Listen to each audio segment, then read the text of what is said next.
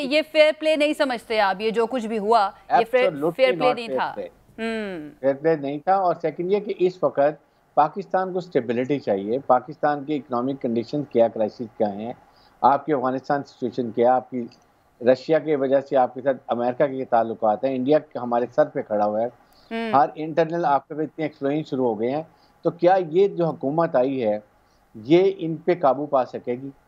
और अगर नहीं, और सेकंड ये बात है कि जितना ये डिले करेंगे, मेरे ख्याल में सबसे बड़ी ऑपोजिशन की गलती ये है कि इन्होंने इस वक्त इमरान की हुकूमत को डाउन किया है। अगर इमरान की हुकूमत 6 महीने और रह जाती, जिस तरीके से वो नाकाम हो रहे थे, उनका ग्राफ नोज डाउन जा रहा था, ये 6 महीने बाद पीटीआई का टिकट लेने वाला कोई ना होता। इन्होंने ये पोजीशन में आके उसको नैरेटिव को बिल्ड करके उसको ग्राफ ऊंचा कर दिया, प्लेट में रख के दे दिया और हर महीने जो ये हुकूमत डिले करेगी, ये डिलीवर नहीं कर सकेगी, इनका ग्राफ खुद ब खुद डाउन होता जाएगा, उसका ग्राफ अप होता जाएगा। आई थिंक इन्होंने अपने पाँव पे खुद कुल्हाड़ी बांधी है और इसको अब अवाम को फैसला करना है कि पाकिस्तान के वसी तर फवायद के अंदर और सॉवरेनिटी के अंदर किसको लेके आना चाहिए। आई थिंक हम ये अब बेस्ट टाइम था कि इस वक्त सुप्रीम कोर्ट ये डिसीजन लेती कि ठीक है उन्होंने अपनी पावर्स को एक्सीड किया है, लेकिन मुल्क के वसी तर फवायद के अंदर हम ये फैसला करते हैं कि अब क्योंकि पहले ही डिसफंक्शनल कैबिनेट है, असेंबली डिजॉल्व हो चुकी है, प्राइम मिनिस्टर ने इसको जनरल इलेक्शन, प्रेसिडेंट ने फॉरेन मिनिस्टर अनाउंस कर दिए हैं। सो अवाम should, political party should go with general election और उसमें अवाम मैंडेट ले, जिसको मैंडेट मिलेगा वो पार्टी आके हुकूमत चलाए। इससे ना एनार्की होती। अब ये जो स्ट्रीट पे इमरान खान की पार्टी जाएगी और जो कुछ होगा, क्या ये पाकिस्तान के फायदे के अंदर है? ये question are to be answered by the president. ठीक है, पिलडैट के सरबराह अहमद बिलाल महबूब साहब ने हमें उनसे इस बारे में बात करते हैं। अहमद साहब, सबसे पहले तो आपको खुशामदीद कहूँगी। आज की बड़ी अहम डेवलपमेंट पाकिस्तान तहरीके इंसाफ की जानिब से इस्तीफ़े, तकरीबन 125 के करीब इस्तीफ़े जो हैं वो जमा करवा दिए गए और अब ये भी कहा जा रहा है कि जो सूबाई असम्बलियाँ वहाँ से भी इस्तीफ़े जमा करवा दिए जाएंगे। इलेक्शन कमीशन आइन के मुताबिक पाबंद है कि 90 दिन के अंदर इलेक्शन करवाए, जब भी ऑर्डर किया जाए कि उन्होंने इलेक्शन करवाए, लेकिन इलेक्शन कमीशन ने हाथ खड़े कर दिए थे 2 रोज़ पहले कि वो 90 दिन के अंदर इलेक्शन नहीं करवा सकते। अब ये तकरीबन 425 के करीब जो सीट्स बनती हैं, अगर रिज़ाइन पूरे पाकिस्तान से आ जाते हैं, पाकिस्तान तहरीके इंसाफ के अरकान असम्बली के, तो फिर इलेक्शन कमीशन इन पे ज़िमनी इंतखाब कराएगा या फिर इतना प्रेशर बिल्ड हो जाएगा कि पूरे मुल्क में जनरल इलेक्शन करवाना पड़ेगा?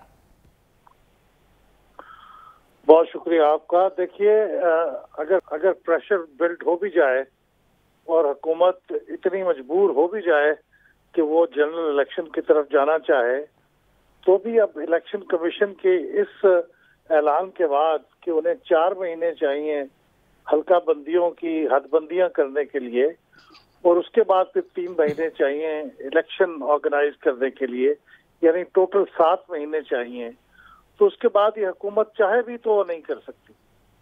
तो इसलिए मेरा ख्याल ये है कि ये दबाव बढ़ाना इनका हक है, ये कर सकते हैं, ये सारे ऑप्शंस पीटीआई के पास मौजूद हैं, लेकिन वो इस सारी सिचुएशन को क्रिएट करने के बावजूद इंतखाबात फौरी तौर पे शायद नहीं करवा सकेंगे क्योंकि इलेक्शन कमीशन ही तैयार नहीं है।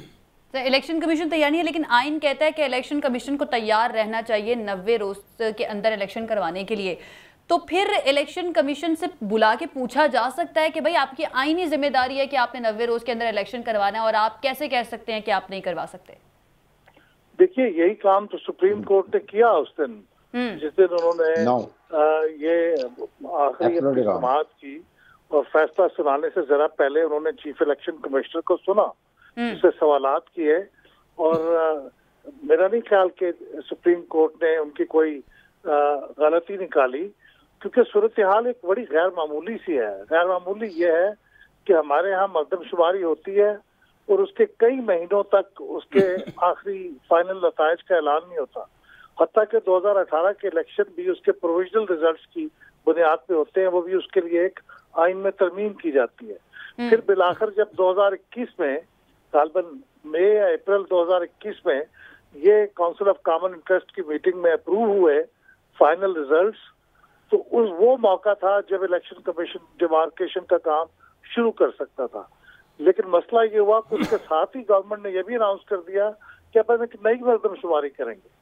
अब वो नई मर्दमशुमारी इस वक्त ऐसे स्टेज पे है कि वो मुकम्मल होती नजर नहीं आ रही और पुरानी मर्दमशुमारी के नतायज पे डिमार्केशन नहीं हो सकती। तो एक गैर मामूली सूरत हाल है। लेकिन आप इलेक्शन कमीशन को बिलफर्ज उनको इल्जाम दे भी दें तो भी उससे मसला तो हल नहीं होता। सीटों में तब्दीली हो चुकी है, यानी 12 से 6 सीटें हो चुकी है फाटा, पुराने फाटा की, और उसको अब आपने मर्ज कर दिया है खैबर पख्तूनख्वा में, तो अब जाहिर है वहाँ तो नई हल्का बंदियां करना लाज़मी है। हमारे साथ ब्रिगेडियर हारिस नवाज साहब भी हैं, वो कुछ पूछना चाह रहे हैं। जी ब्रिगेडियर साहब।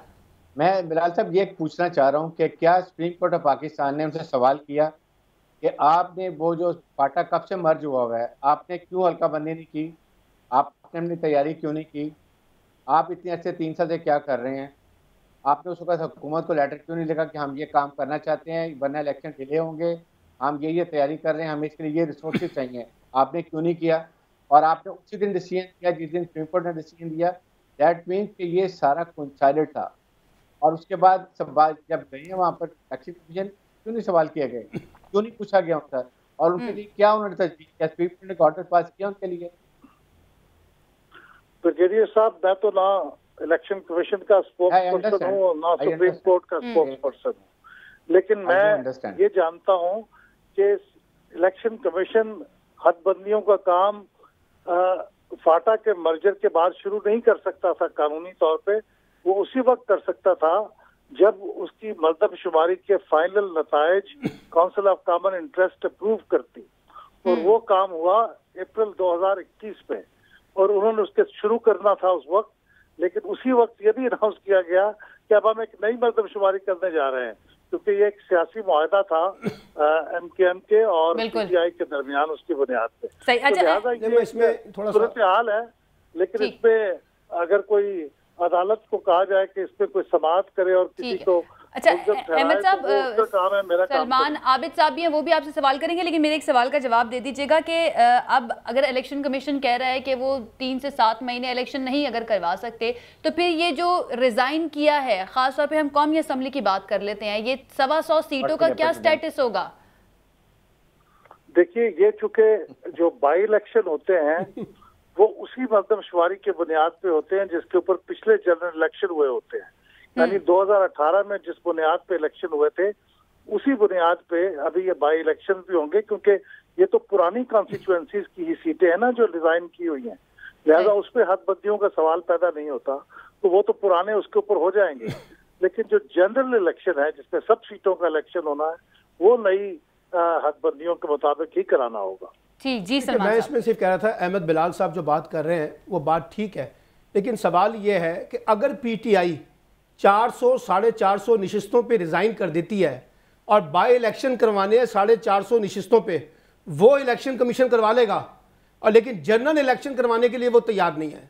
सवाल ये है कि अगर एक गैर मामूली सूरत हाल हो तो फिर आपको गैर मामूली इकदाम करने पड़ते हैं। अगर जनरल इलेक्शन का सिनेरियो कुछ इस तरह से बन जाए कि आपको 2018 की मर्दमशुमारी के मुताबिक इलेक्शन कराने पड़ जाए, तो फिर आप करवाएंगे भाई। जब आप 400 बाई इलेक्शन करवाएंगे तो फिर आप जनरल इलेक्शन में 600-700 सीटों पे क्यों नहीं करवा सकते?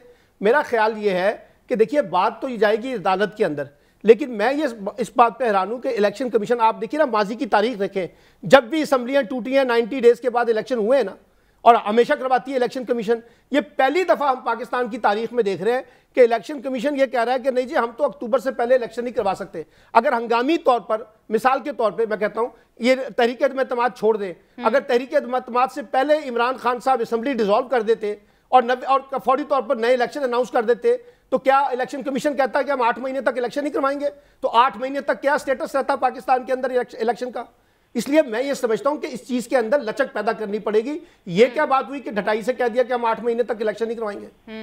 देखिए, आप जो समझना चाहें वो तो आप आजाद हैं समझने में, लेकिन सूरत हाल ये है कि इलेक्शन कमीशन पुरानी हदबंदियों के ऊपर 3 माह में इलेक्शन कराने के लिए तैयार है।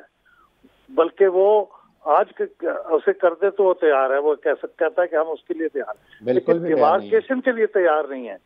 डिमार्केशन के लिए अलग से टाइम चाहिए, और ये भी पाकिस्तान की हिस्ट्री में पहली बार हुआ है कि जिस दिन पिछली मर्दमशुमारी के नतायज को फाइनल अप्रूव किया जा रहा है, उसी दिन नई मर्दमशुमारी का भी ऐलान किया जा रहा है। ये कभी पाकिस्तान में नहीं हुआ कि आप 10-10 साल के बाद, बल्कि 10 साल से जायद का अरसा गुजरता है तो फिर मर्दमशुमारी होती है। और यहाँ सूरत हाल ये है कि 4 साल भी पूरे नहीं हुए तो उन्होंने कहा कि नहीं मर्दमशुमारी होगी, क्योंकि सियासी तौर पे वो MKM और PTI का मुआहदा ऐसा था कि उन्होंने उनको अकोमोडेट करना था।